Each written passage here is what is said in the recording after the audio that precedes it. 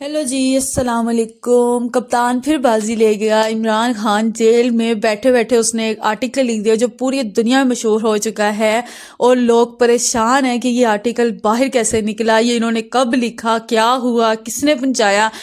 بہت ہلچل مچی ہوئی ہے میڈیا پر، کیونکہ پاکستانی میڈیا عمران خان کو بالکل سپورٹ نہیں کر رہی تھی، اس کا تو نام لینے پر پابندی تھی۔ اس نے بھی ایسا کام کر دیا کہ لوگ پریشان ہو گئے ہیں، کسی کے وہم و گمان میں بھی نہیں ہوتا عمران خان ایسا کام کر دیتا ہے۔ اس نے انٹرنیشنل میڈیا پر اپنا بیان رکھا ہے کہ میرے ساتھ کیا کیا زیادتیاں ہو گئی ہیں، میرے ساتھ کیا ہوا اور پاکستان میں کیا کیا ہونے جا رہا ہے۔ میں آپ کو اس کا آرٹیکل اردو میں سارا پڑھ کے سناتی ہوں تاکہ آپ کو بھی سمجھ آئے کہ اس نے کیا کیا بیان کیا ہے۔ بالکل ٹھیک باتیں کہی ہیں انہوں نے، جو ان کے ساتھ ہوا سب کچھ انہوں نے بیان کیا ہے، جو جو ان کے ساتھ پاکستان میں ہوتا رہا ہے۔ چینل کو جلدی سے سبسکرائب کر دیں، ویڈیو کو اینڈ تک ضرور دیکھنا ہے آپ نے۔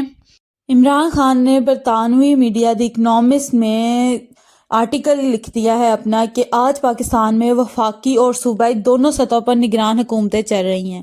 یہ انتظامیہ آئینی طور پر غیر قانونی ہے کیونکہ پارلیمانی اسمبلیاں تحلیل ہونے کے 90 دنوں کے اندر انتخابات نہیں کرائے گئے تھے۔ عوام سن رہے ہیں کہ انتخابات 8 فروری کو ہونے والے ہیں، لیکن گزشتہ سال مارچ میں سپریم کورٹ کے اس حکم کے باوجود کہ ووٹ 3 ماہ کے اندر کرائے جائیں، 2 صوبوں پنجاب اور خیبر پختونخوا میں اسے انکار کیا گیا۔ عوام اس بارے میں شک و شبہات میں مبتلا ہے کہ آیا قومی ووٹ ہوگا یا نہیں۔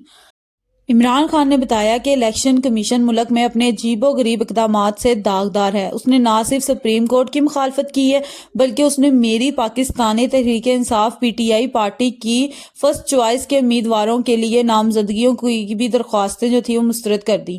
پارٹی کے اندرونی انتخابات میں رکاوٹیں ڈالی ہیں۔ الیکشن کمیشن محض تنقید کرنے پر میرے پی ٹی آئی کے دیگر رہنماؤں کے خلاف توہین عدالت کے مقدمات بھی چلا رہا ہے۔ انتخابات ہوں یا نہ ہوں، اپریل 2022 میں عدم اعتماد کے مضحک خیز ووٹ کے بعد جس طرح مجھے اور میری پارٹی کو نشانہ بنایا گیا، اس سے ایک بات واضح ہو گئی ہے کہ اسٹیبلشمنٹ، فوج، سیکیورٹی ایجنسیاں اور سول بیوروکریسی لیول 1 تو چھوڑ دیں، انہیں کسی بھی قسم کا کھیل کا میدان ہی فراہم کرنے کے لیے تیار نہیں ہے۔ آخر کار یہ اسٹیبلشمنٹ ہی تھی جس نے امریکہ کے دباؤ کے تحت ہماری حکومت کو ختم کیا تھا۔ عمران خان لکھتے ہیں کہ ایک آزاد خارجہ پالیسی کے لیے میرے دباؤ اور اپنی مسلح افواج کو اڈے فراہم کرنے سے میرے انکار سے مشتعل ہو رہی تھی۔ میں واضح تھا کہ ہم سب کے دوست ہوں گے لیکن جنگوں کے لیے کسی کے پراکسی نہیں ہوں گے۔ میں یوں ہی اس فیصلے پر نہیں پہنچا۔ اس کی تشکیل پاکستان کو امریکہ کی دہشت گردی کے خلاف جنگ کے ساتھ تعاون کرتے ہوئے ہونے والے بھاری نقصانات سے ہوئی۔ کم از کم 80,000 پاکستانی جانیں ضائع ہوئیں۔ مارچ 2022 میں امریکی محکمہ خارجہ کے ایک اہلکار نے واشنگٹن ڈی سی میں پاکستان کے اس وقت کے سفیر سے ملاقات کی۔ اس ملاقات کے بعد سفیر نے میری حکومت کو ایک سائفر پیغام بھیجا تھا۔ میں نے بعد میں اس وقت کے وزیر خارجہ شاہ محمود قریشی کے ذریعے پیغام دیکھا اور بعد میں کابینہ میں پڑھ کر سنایا تھا۔ یاد رہے، عمران خان کا یہ آرٹیکل لکھنے کا مقصد یہ ہے کہ عوام کو بتایا جائے اور دنیا کو بتایا جائے کہ پاکستان میں الیکشن نام کا مذاق ہوگا، کیونکہ اسٹیبلشمنٹ نواز شریف کو وزیر اعظم بنانا چاہتی ہے۔ عمران خان نے لکھا ہے کہ سائفر میسج میں جو کچھ کہا گیا، اس کے پیش نظر میں سمجھتا ہوں کہ امریکی اہلکار کا پیغام یہ تھا: عدم اعتماد کے ووٹ کے ذریعے عمران خان کی وزارت عظمیٰ سے پلک کھینچو اور چند ہفتوں کے اندر ہماری حکومت کا تختہ الٹ دیا گیا۔ اور مجھے پتہ چلا کہ پاکستان کے chief of army staff general Qamar Javed Bajwa security ایجنسیوں کے ذریعے ہمارے اتحادیوں اور پارلیمانی لوگوں پر کئی مہینوں سے ہمارے خلاف کارروائیاں کر رہے تھے۔ حکومت کی اس تبدیلی کے خلاف لوگ سڑکوں پہ نکل آئے اور اگلے چند مہینوں میں پی ٹی آئی نے 37 میں سے 28 ضمنی انتخابات میں کامیابی حاصل کی اور ملک بھر میں زبردست ریلیاں نکالیں، جس سے یہ واضح پیغام کیا گیا کہ عوام کہاں کھڑی ہے۔ ان ریلیوں نے خواتین کی شرکت کی سطح کو راغب کیا جس کی پاکستان کی تاریخ کبھی بھی نہیں ملتی۔ اس نے ان علاقوں کو بے چین کر دیا جنہوں نے ہماری حکومت ہٹانے کا کام کیا تھا۔ ان کی گھبراہٹ میں اضافہ کرنے کے لیے ہماری جگہ لینے والی انتظامیہ نے معیشت کو تباہ کر دیا، جس سے 18 ماہ کے اندر غیر معمولی طور پر کرنسی کی قدر میں کمی واقع ہوئی۔ اس کا فرق سب کے لیے واضح تھا۔ پی ٹی آئی حکومت نے نہ صرف پاکستان کو دیوالیہ ہونے سے بچایا تھا بلکہ کووڈ-19 میں مرض سے نپٹنے کے لیے بین الاقوامی سطح پر تعریف بھی حاصل کی تھی۔ اس کے علاوہ اجناس کی قیمتوں میں اضافے کے باوجود ہم نے معیشت کو 2021 میں 5.8% اور 2022 میں 6.1% کی حقیقی GDP نمو کی طرف لے جایا تھا۔ بدقسمتی سے اسٹیبلشمنٹ نے فیصلہ کر لیا تھا کہ مجھے دوبارہ اقتدار میں آنے کی اجازت نہیں دیں گے، اس لیے مجھے سیاسی منظرنامے سے ہٹانے کے تمام طریقے استعمال کیے گئے۔ میری زندگی پر 2 قاتلانہ حملے ہوئے، میری پارٹی کے رہنماؤں، کارکنوں اور سوشل میڈیا کے کارکنوں کو معاون صحافیوں کے ساتھ اغوا کیا گیا، قید کیا گیا، تشدد کا نشانہ بنایا گیا اور پی ٹی آئی حکومت کو چھوڑنے کے لیے دباؤ ڈالا گیا۔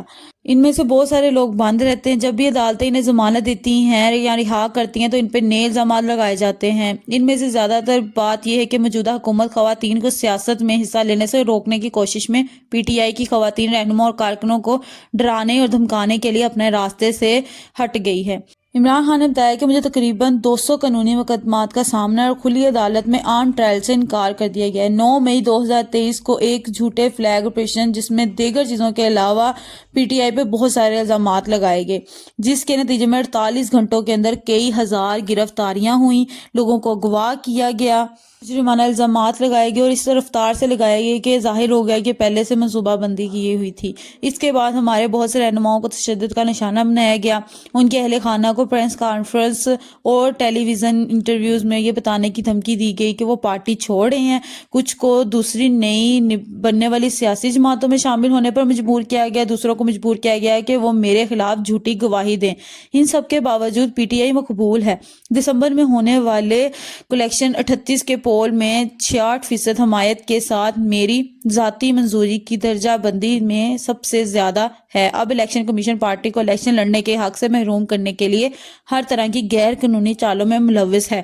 عمران خان نے مزید کہا کہ عدالتیں روز بروز اپنا اعتبار کھوتی نظر آ رہی ہیں۔ کرپشن کے الزام میں سزا یافتہ سابق وزیر اعظم نواز شریف برطانیہ سے واپس آ گئے، جہاں وہ پاکستانی انصاف سے مفرور کی حیثیت سے رہا ہو کر گئے تھے۔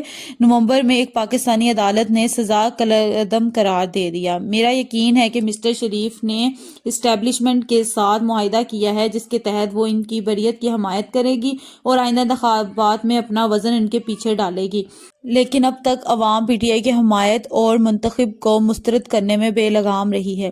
ان حالات میں 8 فروری کو انتخابات ہو سکتے ہیں۔ پی ٹی آئی کے علاوہ تمام جماعتوں کو آزادانہ انتخابی مہم چلانے کی اجازت ہے۔ میں غداری کے مضحک خیز الزامات میں قید تنہائی میں قید رہتا ہوں۔ ہماری پارٹی کے وہ چند رہنما جو آزاد رہتے تھے اور انڈر گراؤنڈ نہیں ہوتے، انہیں مقامی ورکرز کنونشن بھی منعقد کرنے کی اجازت نہیں ہے، جہاں پی ٹی آئی کے کارکن اکٹھے ہونے میں کامیاب ہوتے ہیں۔ انہیں پولیس کی وحشیانہ کارروائی کا سامنا کرنا پڑتا ہے۔ اس منظرنامے میں اگر انتخابات ہوئے بھی تو ایک تباہی اور ایک مذاق ثابت ہوں گے، کیونکہ پی ٹی آئی کی انتخابی مہم چلانے کے لیے اس کے بنیادی حق سے انہیں محروم کیا جائے گا۔ عمران خان نے کہا ہے کہ پاکستان میں الیکشن کے طور پر مذاق ہوگا، پاکستانی عوام کو بیوقوف بنایا جائے گا اور یہ تو سبھی جانتے ہیں۔ اس آرٹیکل میں عمران خان کی کہی ہر ایک بات سچی ہے، کھری ہے، کیونکہ پاکستان بھی جانتا ہے، پاکستان کی عوام بھی جانتی ہے کہ یہ زیادتی ہوئی اور جو نے بتایا سب کچھ ایسے ہی ہوا ہے۔ اس لیے آپ سب جاگیں، پاکستان کے لیے نکلیں، اپنے لیے نکلیں، اپنے آنے والی نسل کے لیے نکلیں اور اس مذاق سے بچیں جو کہ صرف عوام کو دکھانے کے لیے کیا جائے گا اور در حقیقت کسی اور کو وزیر اعظم پہلے سے ہی چن لیا گیا ہے۔ اپنے حق کے لیے لڑیں اور ان جھوٹے الیکشن سے بچیں۔ اگر عمران خان نہیں تو کسی کو بھی ووٹ نہیں دیا جائے گا۔ اب ایسے ہی جو لوگ سوچ رہے ہیں کہ عمران خان کا یہ آرٹیکل کیسے نکلا، وہ سوچتے ہی رہ جائیں گے اور عمران خان وزیر اعظم بن جائے گا انشاءاللہ۔ آپ کمنٹ میں اپنی رائے کا اظہار کریں، ویڈیو کو لائک کریں، شیئر کریں۔ ملیں گے نیکسٹ ویڈیو میں، تب تک کے لیے خدا حافظ۔